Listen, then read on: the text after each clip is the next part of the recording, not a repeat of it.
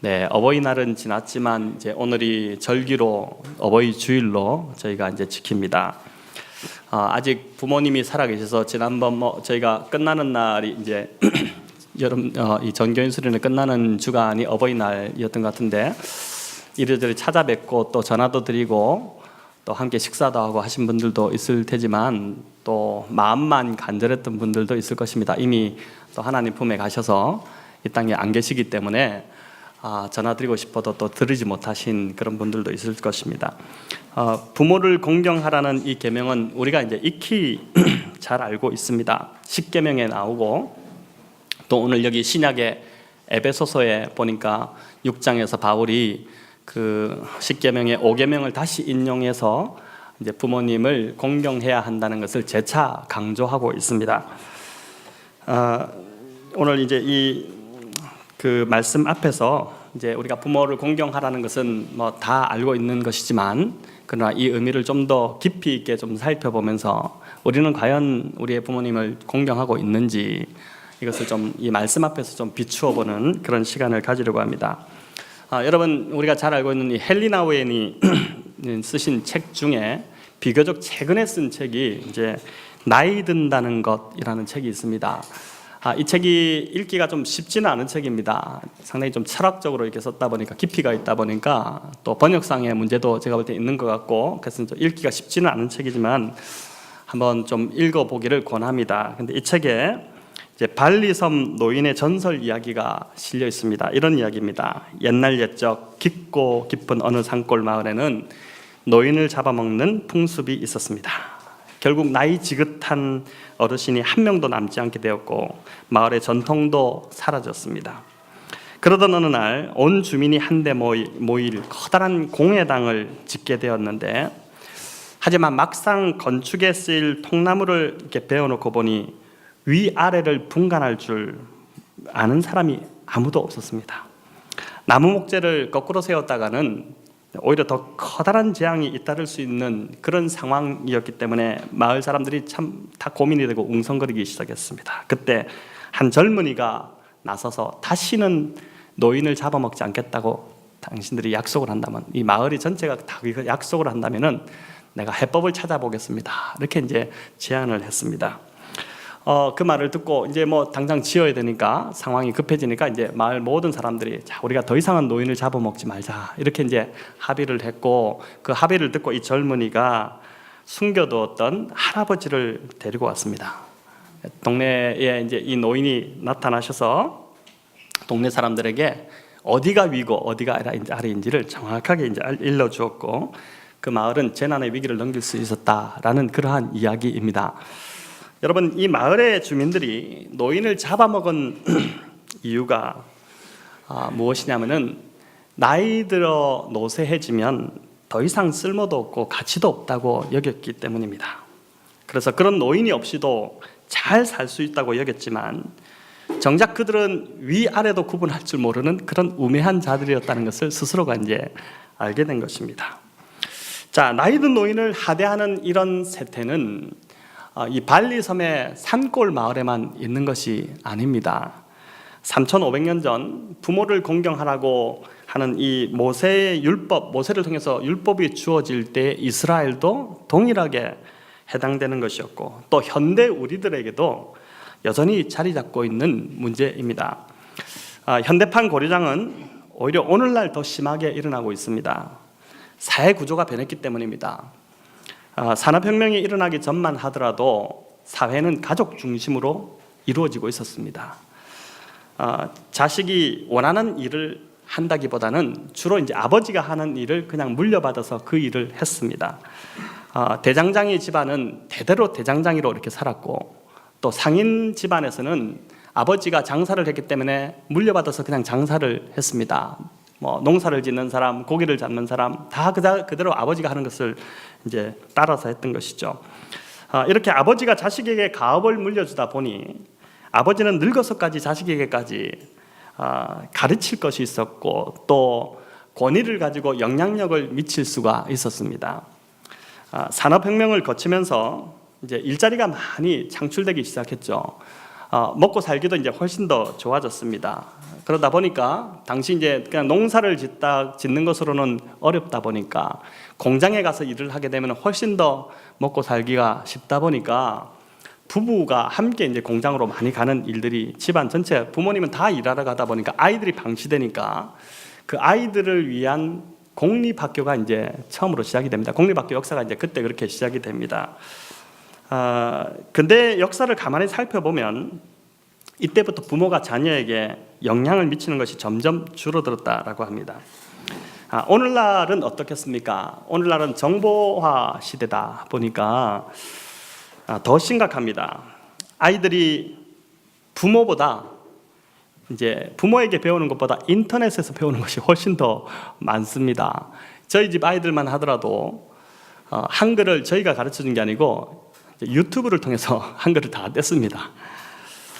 웬만해서는 이제 부모가 따라가지 못할 정도로 빨리빨리 처리를 합니다. 현실이 이러하다 보니 부모의 영향력은 점점 줄어가고 있고 아버지는 이제 돈 벌어다 주는 하나의 이제 기계 정도로 이제 전락하고 있는 시대가 오늘날입니다. 실제로 이제 한때 어느 초등학교 2학년이 쓴 이제 저희 큰 아이가 2학년인데 초등학교 2학년이 쓴 시가 인터넷을 달군 적이 있었습니다. 이 시 제목이 뭐냐면은 아빠는 왜입니다. 뭐 많이 보셨을 텐데 이렇죠. 엄마가 있어 좋다. 나를 이해해 주어서. 냉장고가 있어 좋다. 나에게 먹을 것을 주어서. 강아지가 있어 좋다. 나랑 놀아 주어서. 아빠는 왜 있는지 모르겠다. 이게 그때 이제 아이가 썼던 시입니다. 솔직한 마음으로 그렇게 썼죠. 여러분 웃기지만 참 서글픈 우픈 사회의 한 단면을 보여주는 그러한 이야기라고 할 수 있습니다.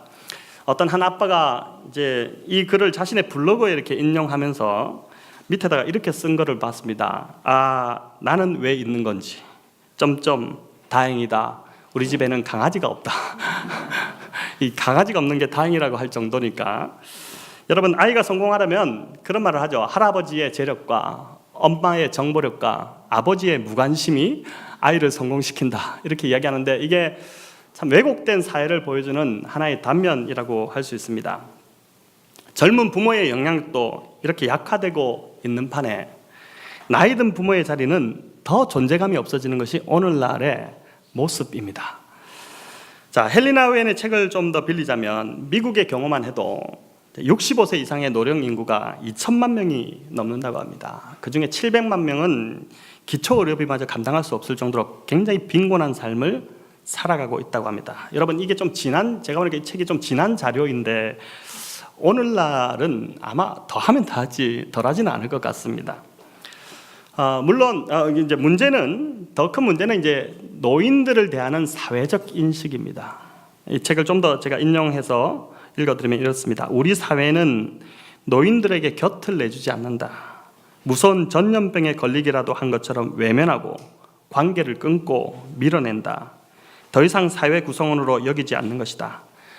늙음이 죽음보다 훨씬 두렵기 일수라는, 참 이 말이 가슴이 아픕니다. 늙음이 죽음보다 훨씬 두렵기 일수라는 시몬 드 보부아르의 지적은 한치도 어긋남이 없다. 자, 여러분 그런데 비단 이 현대 사회만 노인들을 대하는 태도가 이러할까요? 그렇지 않습니다. 십계명이 주어질 이때의 이스라엘 사회도 참 비슷한 상황이었습니다. 그러니까 죄성을 띤 인간은 시대가 변한다고, 시간이 지난다고 바뀌지 않습니다. 타락한 인간 안에서 절대 선한 것이 나올 수 없습니다. 그래서 복음을 만나지 않으면, 복음으로 제대로 바뀌지 않으면 인간은 소망이 없는 것입니다. 구약에서 부모 공경에 대한 계명은 우리가 잘 알듯이 출애굽기 20장과 또 신명기 5장에 기록이 되어 있습니다. 5계명은 부모를 공경하라 이렇게 말을 하면서 그렇게 할 때에 너희에게 이러이러한 복을 주시겠다라고 복을 약속합니다. 그런데 구약의 또 다른 율법들을 이렇게 보다 보면 이제 부모를 공경하지 않은 자에 대한 엄벌을 설명하고 있습니다. 실제로 굉장히 엄벌에 처해졌던 이야기도 있습니다. 여러분 출애굽기 21장 15절과 17절 우리 같이 한번 읽어보겠습니다. 자기 아버지나 어머니를 치는 자는 반드시 죽일지니라. 또 자기의 아버지나 어머니를 저주하는 자는 반드시 죽일지니라. 자, 여기서 치다라는 히브리어는 가볍게 한번 툭 건드리는 수준이 아닙니다. 이것은 어느 정도로 치는 거냐면은 심하게 한 사람을 공격하고 연속적으로 두들겨 패는 것을 말합니다. 여러분, 부모를 이렇게 두들겨 패는 사람이 있었다는 것입니다. 또 부모를 저주하는 자는 죽이라고 했는데, 이 저주한다는 단어의 의미도 어떤 의미냐면 함부로 대하는 것, 또 경멸하는 것, 무가치하게 여기는 것, 없는 사람 취급하는 것, 이런 의미입니다. 자, 한 번쯤 다 걸렸죠. 저 여러분 다 죽어야 됩니다. 이 구약의 율법대로 한다면은. 자, 이 계명을 구체적으로 주셨다는 말은 당시 이스라엘 사회 안에 이렇게 부모를 무시하고 폭력을 행사하는 자들이 있었다는 것입니다. 별반 다름없어요. 그들이 이스라엘이라 하더라도 똑같습니다. 하나님께서는 이런 자를 가차없이 죽이라고 명령하셨습니다. 그런데 율법이 주어지기 전인, 이 율법이 주어지고 난 이후인데, 율법이 주어지기 전인 창세기 9장에도 보면 실제로 아버지를 업신여겼다가 화를 당한 그러한 사례가 나옵니다.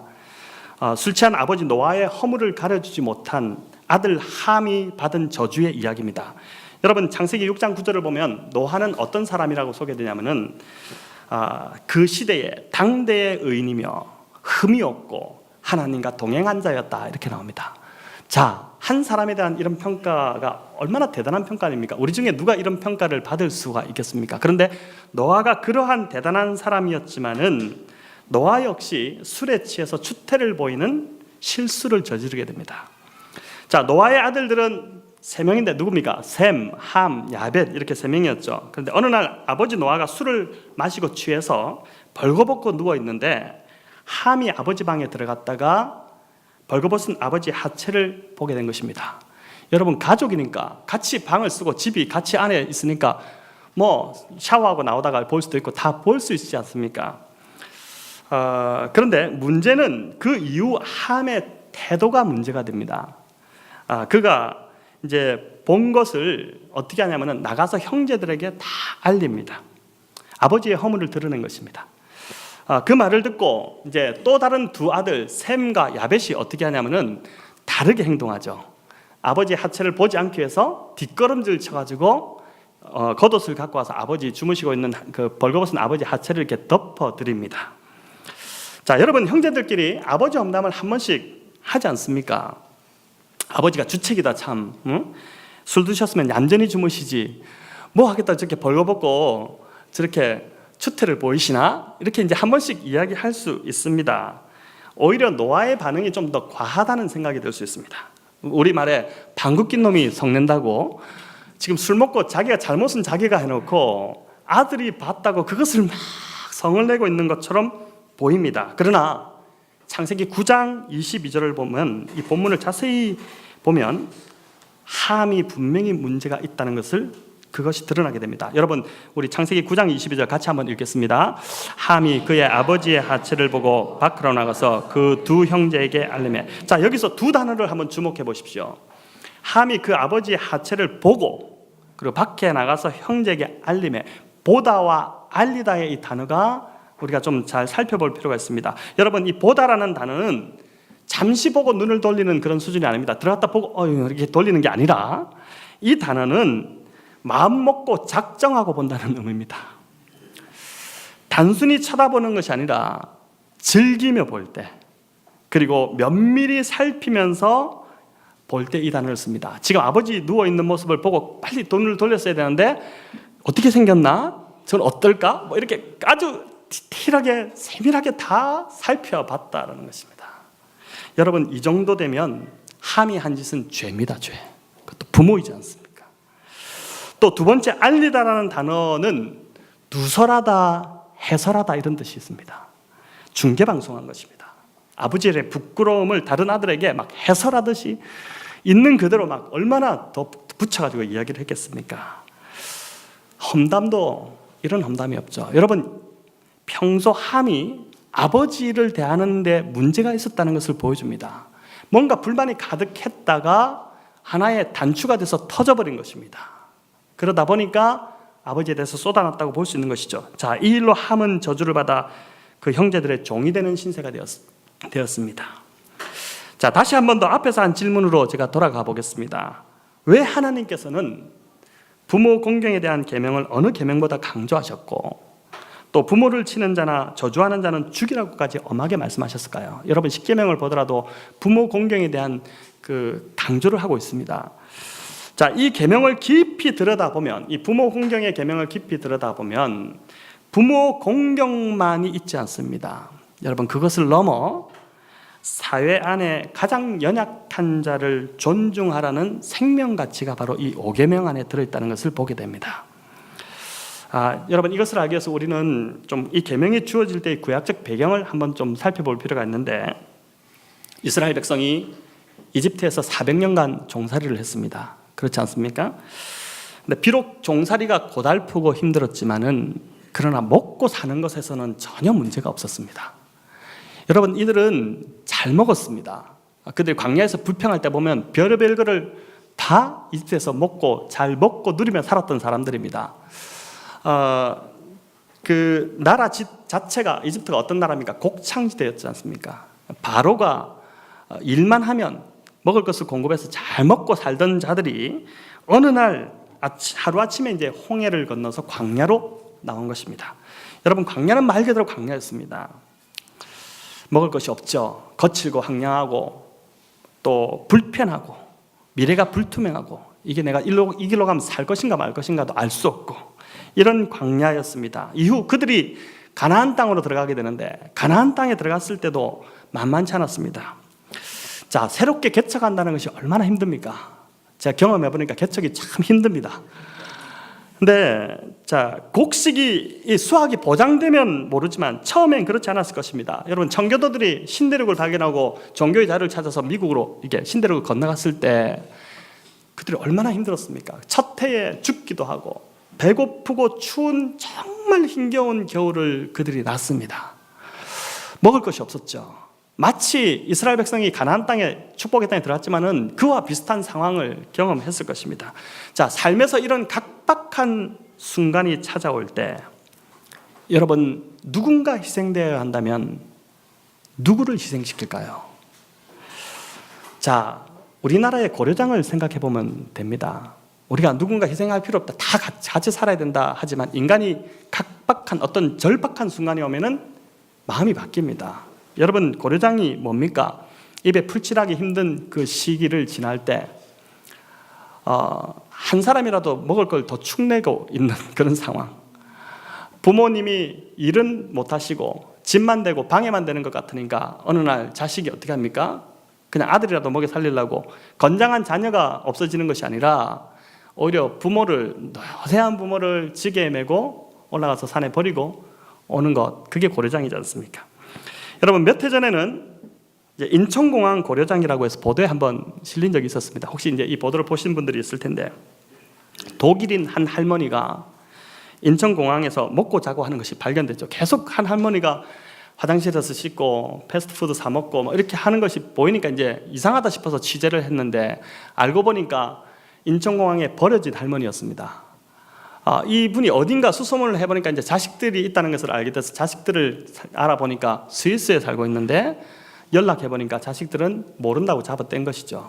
여러분, 그렇게 버려져서 이제 거기서 그냥 먹고 자고 하는 분이었습니다. 그런데 그때 그 기자가 취재하면서 보니까 인천공항에 그분만 있는 것이 아니라 외국에서 그렇게 버려진 노인들이 여러 명 더 있었다는 것이죠. 자, 광야를 돌아 가나안 땅에 들어간 이스라엘 백성도 마찬가지였습니다. 척박한 상황이 왔을 때 가장 가볍게 함부로 대하기 쉬운 대상이 누구였냐면은 바로 이 늙은 부모였던 것이죠. 하나님께서 제5계명을 주신 이유는 바로 이들을 보호하시기 위함이었습니다. 여러분, 하나님 참 따뜻하신 분입니다. 특별히 연약한 자, 가장 보호받아야 될 자들을 결코 외면하지 않으시고 그들을 끝까지 책임지시고 이끌어가시는 분이 하나님이십니다. 그렇기 때문에 새로운 땅, 가나안 땅에 들어갔을 때 그 사회가 무너질 것을 보신 것입니다. 여러분, 생각해 보십시오.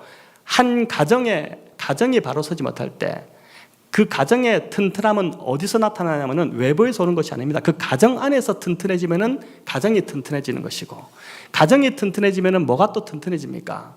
사회가 튼튼해지고 나라가 튼튼해집니다. 가정이 가장 기본단이죠. 근데 그 가정 안에서 노인이 힘이 없고 노쇠하고 일 못한다고 갖다 버리게 되면은 어떤 일이 벌어집니까? 그 노인으로 인해서 아이들이 그 보고 배우죠 다. 자, 그래서 하나님께서는 그 가정이 무너지지 않기 위해서 또 그 가장 연약한 자를 보호하기 위해서 오계명을 허락하신 것입니다. 자, 오계명은 부모를 공경하라라고 합니다. 자, 이 공경하라는 의미가 무엇인지 이제 한번 살펴보겠습니다. 여러분, 공경하라, 이제 구약의 출애굽기 신명기에 히브리어로 기록되지 않습니까? 공경하라 히브리어의 의미는 존중하라는 뜻입니다. 영어가 가장 가까운데 respect라는, 이제 존경하다는 뜻이 있습니다. 자, 오늘 본문인 에베소서는 신약으로 되어 있는데 이 에베소서에 공경하다는 헬라어는 가치를 두다라는 뜻입니다. 어떤 것에 가치를 두다. 자, 여러분 생각해 보십시오. 내가 어떤 일에 가치를 둔다면 그 일을 최우선으로 할 것입니다. 그죠? 가치를 두는 일은 건성건성으로 하지 않습니다. 가치를 두는 일은 의무감에서도 하지 않고 또 이거 하면 대가를 뭐 주겠지 이런 대가를 바라고도 하지 않습니다. 그냥 이것이 나에게 중요하다 싶으면 내가 어떻습니까? 가진 것, 내 시간, 내 물질 다 투자해서 그거 합니다. 우리가 교회 일을 지금 그렇게 하고 있지 않습니까? 그죠? 우리 성도님들 지금 섬기고 하는 것들이 무슨 돈 받고 합니까? 저는 돈을 받고 하는데 사례를 봤죠, 교회에서. 그러나 우리 성도님들 참 그런 마음으로 지금 하시는 것 아닙니까? 자, 부모를 공경한다는 말이 바로 이렇게 가치를 둔다는 겁니다. 부모를 공경한다는 것을 우리는 그렇게 생각하지 않을 수 있지만, 그러나 이렇게 이런 최우선 가치를 두고 섬겨야 된다는 것을 말하고 있습니다. 자, 부모를 공경한다고 할 때 또 하나의 의미가 있는데 그것은 뭐냐면은 경외하다는 의미입니다. 경외하다. 이게 이제 영어의 리비어라는 단어로 이제 알 수 있는데, 하나님을 경외한다고 할 때 똑같은 동일한 단어입니다. 여러분, 하나님을 경외하는 것과 부모를 공경하는 것을 바울이 지금 같은 위치에 두고 있어요. 그러니까 이 말은 부모님을 하나님처럼 대하라는 의미입니다. 그래서 부모님을 잘 섬기는 것이 곧 하나님을 섬기는 것이다, 이렇게 하는 것이죠. 자, 어떻습니까? 공경의 이 두 가지 의미를 보니까 우리는 참 평소에 부모님을 공경했다고 하지만 지난 어버이날 어떻게 하셨습니까? 찾아가셔서 또 밥 사드리고 함께 식사하고 대화 나누고 또 용돈도 드리고 선물도 주고 평소에도 그냥 전화 드리고 이렇게 하는 그 정도도 굉장히 잘한다고 우리는 생각할 겁니다. 그죠? 그러나 성경은 그보다 더 높은 수준을 우리에게 요구하고 있습니다. 부모님 섬김을 가장 가치 있는 일로 여겨라. 너의 우선 가치로 여겨라. 그리고 또 부모를 하나님처럼 대하라. 하나님 대할 때처럼 부모를 그렇게 함부로 가볍게 대하지 말라. 그렇게 지금 우리에게 말씀해 주고 있습니다. 자, 그런데 오늘 읽은 이 본문 에베소서는 더 수위를 높입니다. 바울은 더 높은 수준을 우리에게 요구하고 있습니다. 여러분, 뭐라고 하냐면 주 안에서 공경하라고 합니다. 자, 주 예수 안에 있는 사람이라면, 주 예수를 따르는 사람이라면 부모를 공경하는 것이 당연하다는 것입니다. 여기서 이것이 옳으니라 이렇게 말씀하고 있죠. 예수님도 보면요, 이 예수님의 사복음서가 결국은 신약교회의 성도들에게 본이 되는 다 전해졌습니다. 예수님이 어떻게 부모님을 공경했는지는 성경에 사실 예수님의 그 공생애만 좀 집중적으로 조명하고 있기 때문에 유아기나 소년기를 별로 그렇게 잘 다루지 않지만, 그러나 누가복음 2장 51절에 보면 한 부분을 우리가 보게 됩니다. 자, 이거 한번 같이 읽어볼까요? 예수님께서 함께 내려가사 나사렛에 이르러 순종하여 받으시더라. 자, 이 장면이 어떤 내용이냐면은 예수님이 12살 되던 해에 율법을 따라 이제 그 예루살렘에 가셨습니다. 갔다가 어떻게 됩니까? 율법학자들하고 토론하는 중에 부모님들이 아이가 따라오는 줄 알고 그냥 갔다가 잃어버렸지 않습니까? 3일 그렇게 갔다 다시 가서 찾아와가지고 막 그렇게 해서 이제 내려왔을 때 나사렛에 도착해서 그 한 구절을 지금 누가가 우리에게 전해주고 있는데, 예수께서 함께 내려가서 나사렛에 이르러 순종하여 받으시다. 누구를 순종했냐면은 부모님을 순종했다는 것입니다. 그리고 예수님이 마지막 십자가를 지실 때 어떻게 하셨습니까? 그 얼마나 고통스러운 순간입니까? 우리는 고통스럽고 힘들고 어려우면 짜증 부리고 딴 사람 다 필요 없고 그런 모습이잖아요. 저도 고통스러워 막 짜증 부리고 다 필요 없고 막 내가 중요하고 이렇지 않습니까? 그런데 주님이 그 마지막 순간에 제자 요한에게 뭐라고 합니까? 요한아, 이제 너희 어머니다. 마리아를 부탁합니다. 나의 어머니가 아니고 이제는 너희 어머니다. 네가 맡아서 좀 우리 어머니 잘 돌봐줘라. 이렇게 부탁을 하고 떠나가십니다. 여러분, 신앙이 깊어졌다고 하면서 가정은 돌보지 않고 교회 일에만 빠져 있는 분들이 있습니다. 또 무슨 신비적인 체험에 빠진 것을 신앙이 깊어진 것으로 착각하는 사람들도 있습니다. 그러나 신앙이 깊어진다는 것은 결코 그런 의미가 아닙니다. 예수님처럼 부모님을 부모님으로 바르게 공경하는 것이 진정한 성숙된 신앙인의 자세인 것입니다. 여러분, 진짜 성숙함은 무슨 말이나 또 기도를 뜨겁게 한다 이런 것이 아니고요. 진짜 성숙함은 삶의 태도에서 나옵니다. 진짜 변한 사람은 말부터 바뀌고요. 그 사람의 표정부터 바뀌고 사람을 대하는 태도부터 달립니다. 약속을 잘 지키게 되고 친절하고 상대를 먼저 배려하고 따뜻하고 무엇보다 가족을 사랑하고 그리고 사람을 섬기려고 하는 태도, 이게 주님을 닮아가는 사람의 모습입니다. 여러분, 그리스도를 따르는 자들로서 우리가 정말 붙들어야 할 그 중심 가치는 하나님 사랑, 이웃 사랑인데, 하나님 사랑, 이웃 사랑, 이것이 우리가 모든 율법이 여기서 완성되지 않습니까? 근데 진짜 우리가 이웃을 사랑한다고 하는 자들이면서 가장 가까이에 있는 부모님을 사랑하지 못하고 공경하지 못한다면 그 사람은 가짜죠. 모순이 있는 것입니다. 물론 부모님이 굉장히 힘들게 해서 정말 큰 상처로 지금도 부모님을 대하는 것이 참 어려운 분들이 있을 것입니다. 이게 얼마나 인생의 큰 아픔입니까? 그러나 오늘 성경은 분명히 말씀하기를 그러하다 할지라도 부모를 부모로 공경하라고 우리에게 말씀하고 있습니다. 부모가 좀 모자라다고, 부모가 너에게 상처를 줬다고, 그런 경우는 예외로 두는 규정이 없습니다. 그냥 부모를 공경하라. 네가 주 안에 있다면 그래야지만이 너의 삶도 복되다고 말씀하고 있는 것이죠. 자, 바울은 이 5계명을 오늘 다시 재해석하면서 에베소서에서 약속이 있는 첫 계명이다 이렇게 말합니다. 약속은 이제 네가 땅에서 잘 되고 장수할 것이다 이런 약속인데, 여러분, 여기서 첫 계명이다 이렇게 하죠. 이 첫 계명이 순서대로 제일 먼저 나오는 계명이라는 뜻이 아니라 우선적인 계명이라는 뜻입니다. 가장 먼저 지켜야 될 계명이다. 어떻게 보면 10계명 중에서도 제일 먼저, 왜냐하면 하나님은 보이지 않기 때문에 잘 모릅니다. 그러나 부모님은 바로 보입니다. 그죠? 보이는 부모님을 섬길 수 있어야지 보이지 않는 하나님도 섬길 수 있기 때문에 가장 우선 부모님을 가장 먼저 섬겨야 된다. 우선적인 가치로 섬겨야 된다. 이렇게 말씀하고 있는 것입니다. 자, 잠언 23장 22절 우리 한번 같이 읽겠습니다. 너를 낳은 아버지에게 순종하고, 또 우리 같이 한번 읽어볼까요? 너를 뭐로 되어 있길래 이렇게 못 읽습니까? 자, 제가 읽어보겠습니다. 너를 낳은 아버지에게 순종하고 내 어머니가 나이 들어도 무시하지 마라. 이게 잠언 23장 22절이고 25절은 또 이렇게 말합니다. 내 부모를 즐겁게 해드리라. 너를 낳아주신 분을 기쁘게 해드리라. 자, 오늘 우리 돌아가서 어떻게 하면 좀 기쁘게 해드릴까? 여러분, 성경이 요구하는 공경의 수준이 훨씬 높지 않습니까? 다르잖아요. 그냥 우리가 예수님 당시에 바리새인들이 고르반 제도를 지키기만 하면 부모에 대한 의무를 다 했다 해가지고 어떻게 합니까? 부모에게 용돈을 드릴 것도 내가 하나님께 바쳤기 때문에 당신께 드릴 것이 없다. 제사장도 이거는 하나님께 드렸으면 안 드려도 된다. 이렇게 하면서 합리화했던 이 얼마나 사악한 바리새인들, 그런 자로 살지 말라는 것입니다. 우리는 하나님을 사랑하는 자들은 정말 오늘 하나님처럼 부모님을 대하라. 그래서 어떻게 하면 우리가 좀 부모님을 기쁘게 해드리고 즐겁게 해드릴까?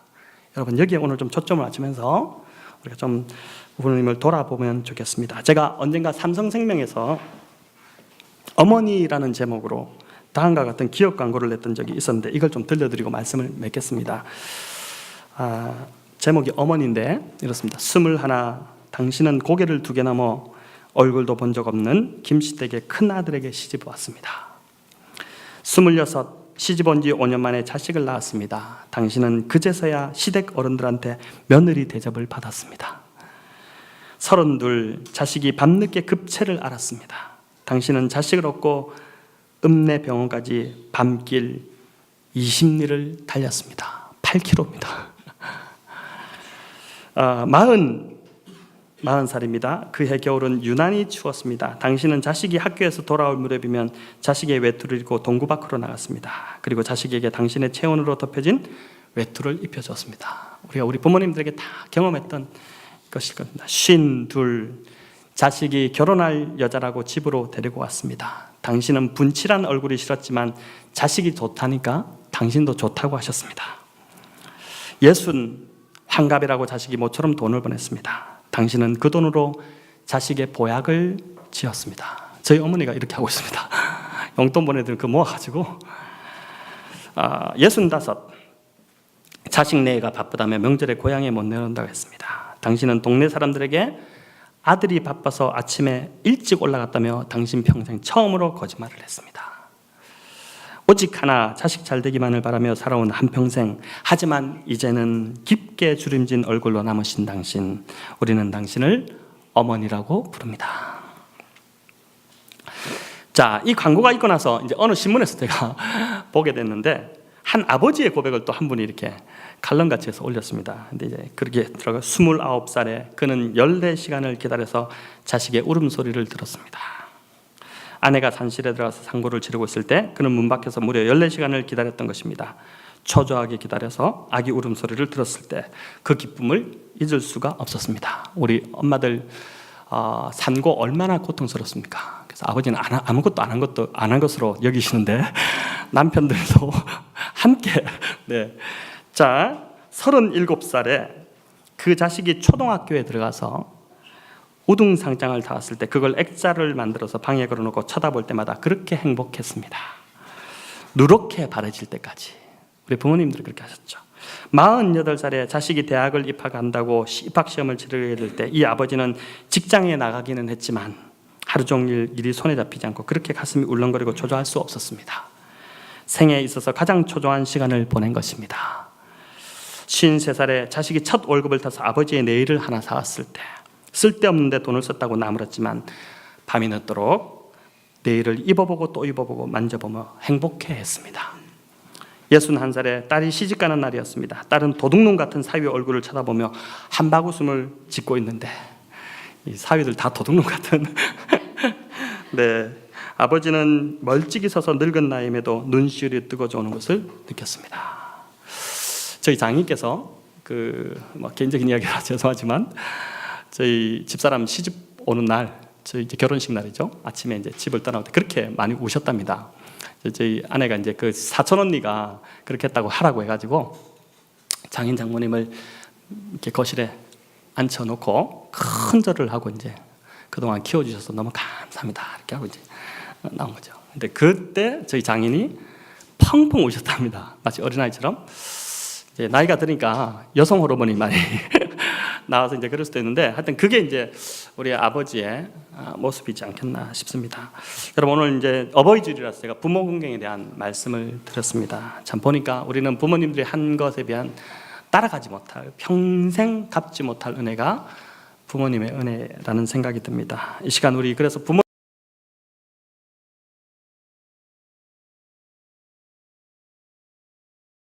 은혜를 주십시오. 주님 예수 믿게 해주십시오.